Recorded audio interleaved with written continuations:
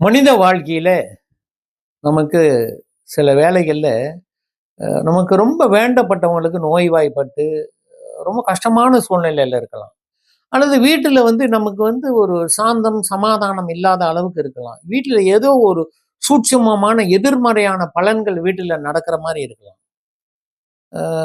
அல்லது சில வேளைகள்ல நீங்க பார்த்தீங்கன்னா, இயற்கையாவே நம்மளுக்கு மனசு ஒரு தடுமாற்றம், ஒரு படபடப்பு, ஒரு துடிதுடிப்பு இருக்கிற மாரி ஒரு சூழ்நிலை இருக்கலாம்.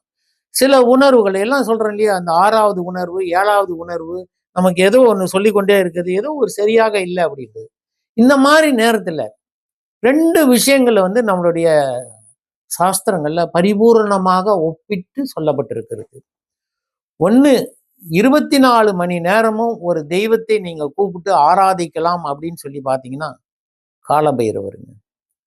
மகா காலபைரவர் 24/7 இந்த பைரவருக்கு 27 மிளகு நீங்க கட்டி, சிவப்பு துணியில கட்டி, ஒரு தீபம் ஏற்றி, அவரை எனக்கு இந்த மாதிரி ஒரு பிரச்சனையான ஒரு காலத்துல இருக்கேன், பைரவர் எனக்கு உதவி செய்யணும் அப்படின்னு.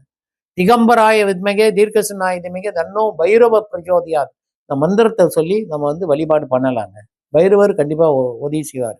ஏன்னா ஒரு கோயிலுக்கே பாதுகாப்பு அதிகாரியாக, ஒரு கார்டியனாக, ஒரு பாதுகாப்பு அதிகாரியாக இருக்கக்கூடியவர் யாருன்னு பாத்தீங்கன்னா காலபைரவர். அது சிவன் கோயிலோ, அம்பாள் கோயிலோ, எந்த கோயிலா இருந்தாலும் காலபைரவர் தான் இந்த பாதுகாப்பு செக்யூரிட்டி ஆஃபீஸர் மாதிரிங்க. அவர் தான் பாதுகாப்பு அதிகாரி. அதனால நமக்கு மனிதனோட வாழ்க்கையிலையும் அவரு தான் பாதுகாப்பு அதிகாரி. நமக்கு கஷ்டம் வரக்கூடிய காலத்துல எந்த வேலையிலையும் அவரு தான் நம்மளை காவல் காத்து கொண்டு இருக்கிறவர். அவர்கிட்ட முறையீடு பண்ணி நம்ம அந்த பயனை பெறலாம். நீங்க காசிக்கு போனீங்கன்னா உலகத்துல உள்ள எல்லா கோயிலுடைய சங்கமும் காசிலையும் சிதம்பரத்திலையும் அடக்கம்னு சொல்லுவாங்க. காசிக்கு போனா சில விஷயம், முக்கியமான விஷயங்க. அந்த காசியில இருக்கக்கூடிய காசி விஸ்வநாதரை தரிசனம் பண்ணுவோம். அது முதல் விஷயம். அன்னபூர்ணி அங்க இருக்காங்க, காலபைரவர் இருக்காங்க. இந்த 3ஐயும் நம்ம செய்தா தாங்க நம்ம நம்ம அந்த காசியில இருக்கக்கூடிய தீபாராதனை பார்க்கிறோம். இந்த 3ஐயும் செய்தா தான் இந்த காசி யாத்திரையே நமக்கு பரிபூரணம் அப்படின்னு சொல்லப்படுது. அப்படின்னா அந்த பைரவர் வழிபாடுன்றது ரொம்ப முக்கியமாக சொல்லப்படுது. இது முதல் விஷயங்க. சரி, நம்ம நமக்கு ரொம்ப வேண்டப்பட்டவங்க நோய்வாய்ப்பட்டிருக்கிறாங்க. ஏதாவது ஒரு முறையில அந்த நோயை தீர்க்கறதுக்கு ஏதாவது ஒரு மருந்து இருக்குமா? அல்லது ஏதாவது ஒரு மந்திரம் இருக்குமா? ஏதாவது ஒரு நம்மளுக்கு ஒரு ஆங்கிலத்துல சொல்லுவியா, any frequency which can heal the body அப்படின்னு. இந்த மந்திரத்தின் மூலமாக ஏதாவது பண்ண முடியுமா? ஹார்வர்ட் யூனிவர்சிட்டி அப்படின்னு நீங்க கேள்விப்பட்டீங்க. அமெரிக்காவில் ரொம்ப பிரபலமான ஒரு பல்கலைக்கழகங்க. மலேசியாவில இருந்து டத்தோஸ்ரீ மகாதேவன் அப்படின்னு சொல்றக்கூடியவர் அங்க போயிட்டு மகா மிருத்யுஞ்சய எந்திரம் இருக்கு, அந்த மந்திரம் இருக்கு இல்லையா, திரியம்பகம் யஜாமகே சுகந்திம் புஷ்டிவர்தனம் உருவார்கமியம வந்தனாத் முருத்தியோர் முட்சியம் ஆமிருதாத் அப்படின்னு சொல்லக்கூடிய மந்திரத்தை பிரயோகம் செய்து, அந்த மந்திரம் பிரயோகம் செய்யக்கூடிய வேலையில மனிதனுடைய இரத்த நாளங்கள், இந்த இரத்த கொதிப்பு, அந்த மனுஷனுக்கு இருக்கக்கூடிய அந்த ப்ரெஷர், இது எல்லாமே ஒரு சமநிலைக்கு கொண்டு வர முடியும் அப்படின்றத ஊர்ஜித்து ஒரு தீசி செஞ்சிருக்காங்க. இது உண்மையான விஷயம், யாரும் மறுக்க முடியாது. இப்போ நீங்க எப்படி செய்ய போறீங்க? நீங்க உங்க வாழ்க்கையில ரொம்ப வேண்டப்பட்டவங்க, குழந்தைகளா இருக்கலாம், வேண்டப்பட்டவர்களா இருக்கலாம். என்ன செய்தால் நம்ம ஒண்ணு சொல்லிட்டோம், பைரவர் வழிபாடு பண்ணலாம், அது ரொம்ப சிறந்தது, அது எல்லாரும் முன்னாலையும் பண்ண முடியும். அடுத்ததுங்க, இந்த எல்லாத்துக்கும், இந்த அண்ட சராசரங்களுக்கு, இந்த பிரபஞ்சத்துக்கெல்லாம் தலைமையான ஒரு நாயகன் அப்படின்னு சொல்லி பார்த்தோம்னா சிவபெருமானுங்க. அதாத்மானம் சிவாத்மானம் ஸ்ரீ ருத்ர ரூபம் தியாயே சுத்தஸ்படிக சங்காசம் திரிநேத்திரம் பஞ்சவக்ரதம் கங்காதரம் தசபுஜம் சர்வாபரண பூஷிதம். இதெல்லாம் சிவனுடைய ருத்ரத்துல வரக்கூடிய முதல் பகுதியில இருக்கக்கூடிய மந்திரங்க. இந்த ருத்ரம் அப்படின்றது 11 அணுவாகம் கொண்டதுங்க. ருத்ரம் 11 அணுவாகம், சமகம் 11 அணுவாகங்க. இந்த 11 அணுவாகத்துல என்ன இருக்குங்க? உலகத்துல உள்ள எல்லாமே அங்க இருக்கு. இங்க இல்லாதது எதுவுமே வேறு எங்குமே கிடையாது. இந்த அண்ட சராசரங்கள்ல 14 லோகங்கள்ல இருக்கக்கூடிய எல்லா விஷயங்களும் அந்த ருத்ரத்தினுடைய அடக்கமாக இருக்கிறது. அந்த ருத்ரத்தினுடைய இருதயமாக, the heart of the Rudram, அதுதாங்க இந்த திரியம்பக மந்திரம். திரியம்பகம் யஜாமகே சுகந்திம் புஷ்டிவர்தனம் உருவார்கமே வந்தநாத் மிருத்யோர் முட்சிமாவு. இந்த மந்திரத்துக்கு அவ்வளவு மகிமைங்க. அப்படின்னா ருத்ரத்தோட ஹார்ட், இதயம் அப்படின்னு சொல்லப்படுகிறதுங்க. அந்த மந்திரம் சொல்லக்கூடிய வேலையில உண்மையாலுமே இந்த ருத்ர ஹோமம் செய்யறவங்க அருகம்புல்ல, பச்சையான அருகம்புல்ல பசும்பாலில் தோய்த்து எடுத்து அர்ப்பணம் பண்ணுவாங்க, ஆகுதி ஆடுவாங்க.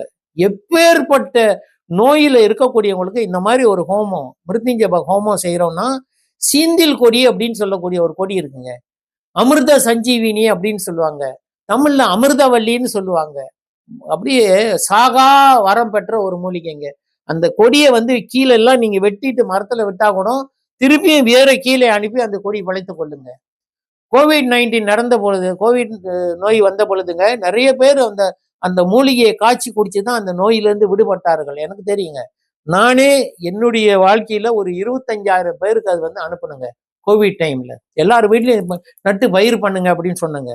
இப்படி இந்த சீந்தில் கொடியும் அருகம்புல்லையும் பாலில் நினைத்து அந்த ஹோமத்தில் இட்டால் அந்த நோய்வாய்ப்பட்டிருக்கக்கூடியவங்க பிழைக்கிறதுக்கு நிறைய வாய்ப்பு. நீங்களாம் திருக்கடையூர் போயிருப்பீங்க. திருக்கடையூர்ல ஒரு லிங்கம் இருக்கும். அந்த லிங்கத்துல அந்த கயிறு பட்ட மாக்கு இருக்குங்க, அந்த வடு இருக்கும். இதுல வந்து என்ன தெரியுங்களா, மாயிலை வேண்டி அங்க போய் வேண்டி கொண்டவர்களுக்கு நிச்சயமா நடக்கும்னு சொல்றாங்க.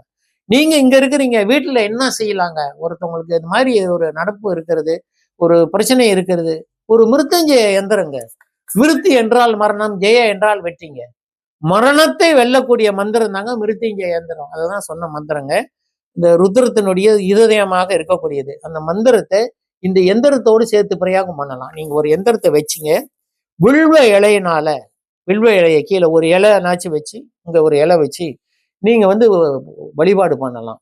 உங்களுக்கு பிடித்த மலர், சிவனுக்கு பிடித்த மலர்லாம் இருக்கும், அல்லது வில்வ இலையா இருக்கும். வில்வ இலையில அர்ச்சனை பண்றீங்கன்னா ரொம்ப விசேஷங்க. கோடி புண்ணியம், பெரிய யாகம் பண்ணனதுக்கு அர்த்தம். இந்த திரிதலம்ன்ற சொல்லக்கூடிய வில்வ இலைய மேல வச்சோம்னாலே பெரிய புண்ணியம், பெரிய கைங்கரியம் அப்படின்னு சொல்லப்படுகிறதுங்க. சிவனை வந்து மகிழ்ந்து போவார் அப்படின்னு. விஷ்ணுவுக்கு எப்படி துளசியோ அதே போல சிவனுக்கு வந்து வில்வங்க வச்சு நீங்க பூஜை பண்ணி பாருங்க. மிருத்யுஞ்சய எந்திரம், மரணத்தை வெல்லக்கூடிய எந்திரம். ஒவ்வொரு வீட்டிலையும் நமக்கு இந்த அகால மரணம் இல்லாமல் இருப்பதற்கும், வீட்டுல யாராவது நோய்வாய்ப்படக்கூடிய வேலையில நம்ம வந்து அவர்களுக்கு வந்து ஏதாவது ஒரு உதவி, ஒரு பரிகாரம் செய்வதற்கும் இந்த எந்திரம் ரொம்ப சிறப்புங்க. லிங்கம் வச்சு செய்யலாம், ஆனா எல்லாருனாலையும் லிங்கத்தை வச்சு அதை என்னால பூஜை பண்ணி அதுக்கு அபிஷேகம் பண்ணி பண்ணக்கூடியது. ஆனா எந்திரம் வச்சோம்னா இந்த எந்திரத்தையும் பூஜை பண்ணலாங்க. வில்வையில வச்சு மகா மிருத்யுஞ்சய எந்திரம் அப்படின்னு, மரணத்தை வெல்லக்கூடிய எந்திரம். ரொம்ப கடுமையான நோய், பூஜை பண்ணுங்க, கண்டிப்பாக வெற்றி நிச்சயம். நன்றி.